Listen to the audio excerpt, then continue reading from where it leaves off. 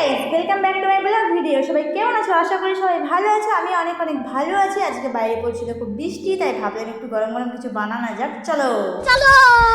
তো বানানোর জন্য বাড়িতে ছিল হচ্ছে বেগনি, তাই ভাবলাম এই ঠান্ডা ঠান্ডা ওয়েদারে যদি গরম গরম বেগনি হয়ে যায় তাহলে পুরো জমে যাবে। তাই বেগনি বানানোর জন্য আমি এখানে নিয়ে নিয়েছিলাম বেসন, একটু হলুদ গুঁড়ো, একটু লঙ্কা গুঁড়ো, নুন আর কালো জিরে। তারপর হাত দিয়ে আমি মিক্স করে বানাটা বানিয়ে নেব। তারপরে হাতের অবস্থা কি আর করার, খেতে হলে তো কষ্ট করতেই হবে, তাই না? তারপর আবার বানিয়ে নিলাম। চলে আসে, এবার আমি গ্যাস জ্বেলে দেবো। A few moments later. এখানে আমি গ্যাস জ্বালানো অনেক ট্রাই করছিলাম, বাট আমার গ্যাসটা কিছুতেই জ্বলছিল না। তারপর আমার মনে कैसा পড়লো लगा मेरा मजाक? আমি তো সিলিন্ডারই অন করিনি। তারপর এখানে দেখো কি অবস্থা, আরেকটু হলে আমি পুড়ে যেতাম পুরো। তারপর এখানে আবার আমার মেশিনটাকে অন করে নিলাম। একে আবার একটু ওর কাজটা করার জন্য ওকে আবার একটু টাওয়ার দিতে হবে, তাই আমি 1 থেকে 2 বার নয় 3 বার টাওয়ার দিয়ে দিলাম, যাতে ওর কাজটা ভালো মতো করতে পারে।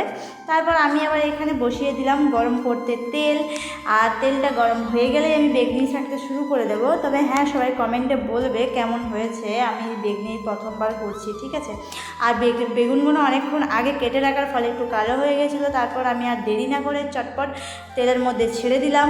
আর এই প্রথমবার আমি বেগনি করছি। তবে হ্যাঁ, প্রথমবার যেহেতু আমার তো দেখতে খুবই ভালো লাগছে, প্লাস খেতেও খুব ভালো হবে আশা করি। আর আমার তো খুব মানে মজা লাগছিলো করতে। আর আমাকে তো মনে হচ্ছে ভালোই হয়েছে। তোমরা একটু কমেন্টে বলবে কেমন হয়েছে। আমি প্রথমবার তো, আমার দেখে মনে হচ্ছে ভালোই হয়েছে। আর ওখানে একটা পুচকু দেখলে, ওই পুচকুটাকেও বানিয়েছিলাম আমি। তারপরে এখানে আমি আলুও গোল গোল করে কেটে রেখেছিলাম, নিয়ে ওই আলুর করবো বলে। আলুরটাও মানে খুব সুন্দর হয়েছে। দেখো, এই প্রথমবার করেছি আমি। কমেন্টে বলে যাবে কেমন হয়েছে। ব্লগটা এখানেই শেষ করলাম। Tata guys.